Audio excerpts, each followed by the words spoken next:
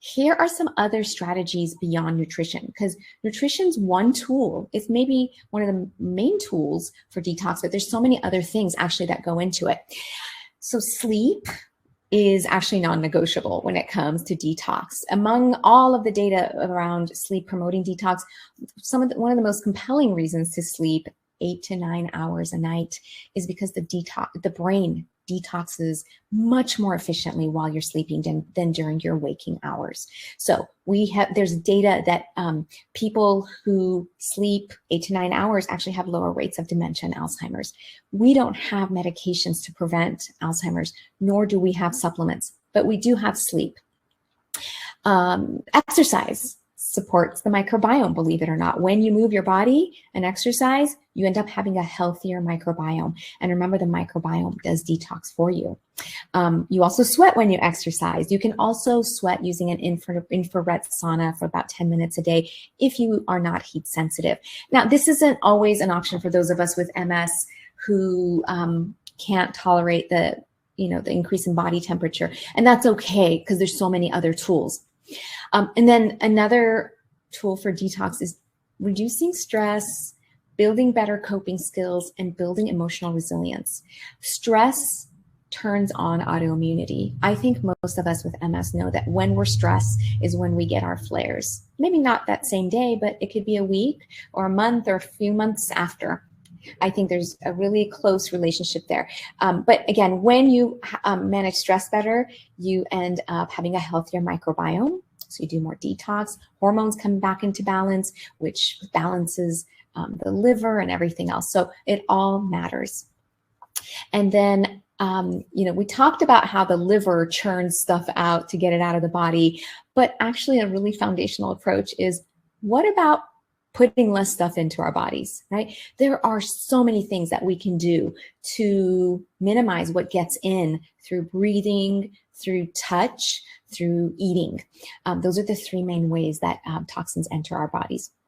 So if you can invest in a water filter, a reverse osmosis is the best you can do. Filter your tap water and drink that and use that for cooking.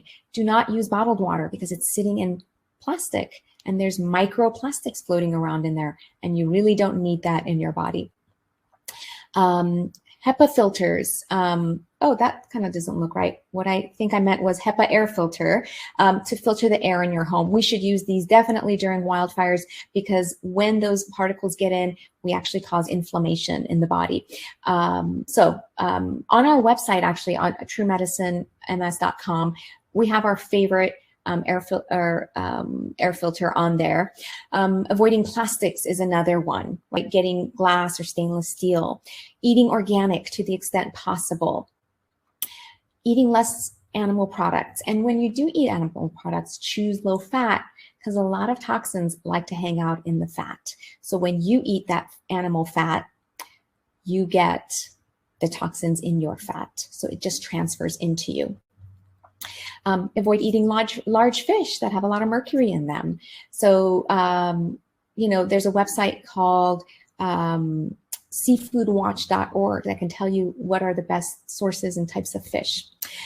When you have a pest problem, don't spray your home with big gun pesticides and herbicides. I hope nobody's using Roundup. There's so much data that it's just bad for us. It causes lymphoma. It throws off the immune system, causes inflammation. So we shouldn't be using them. If you have neighbors, maybe gently tell them, when you use it, it gets into our house too. Other things to do: don't wear shoes in the house. We did an Instagram live last week on how to set up your home so that you don't, people park their shoes outside and you don't bring toxins into your home. When you're in the market for bedding or furniture, choose organic, non-toxic options. Just invest in a few key pieces. Don't buy a bunch of stuff. Just, it's going to be more expensive. Usually it's not even that much more, but we want you to, create a sleeping space that's non-toxic and promotes health. When you're looking at toys for kids, choose non-toxic ones, like wooden ones. Like, don't get all the stuff with the colors and the things, the plastic that they put in their mouth.